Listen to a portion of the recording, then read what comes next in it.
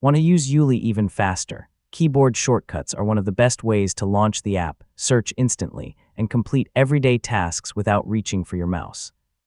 In this tutorial, I'll show you how to use and customize keyboard shortcuts in ueli on Windows. So let's get started. First, make sure ueli is running.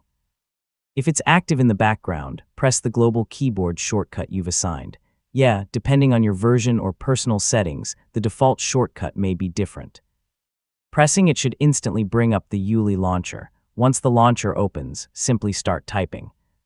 As you enter letters, ueli automatically displays matching applications, files, bookmarks, or other enabled search results. Use the arrow keys to move through the list and press Enter to open the selected result. If you'd like to use a different shortcut, open the Settings window and locate the Keyboard Shortcut section. Choose a shortcut that's easy to remember but doesn't conflict with other windows or application shortcuts. Besides opening the launcher, you can navigate almost everything with your keyboard. Use the arrow keys to move through results, press Enter to launch an item, and use the Escape key to close the launcher whenever you're finished.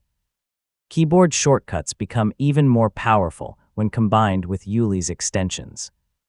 You can launch applications, search files, open browser bookmarks, run custom commands, or perform quick calculations without touching your mouse.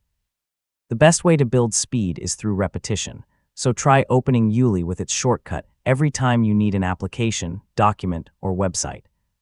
After a few days, it'll become a natural part of your workflow, and that's it. You've learned how to use keyboard shortcuts in ueli to work faster and more efficiently.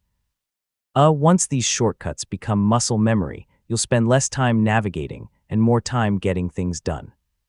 If this guide helped you, be sure to like the video and subscribe for more simple technology tutorials. Thanks for watching, and I'll see you in the next video.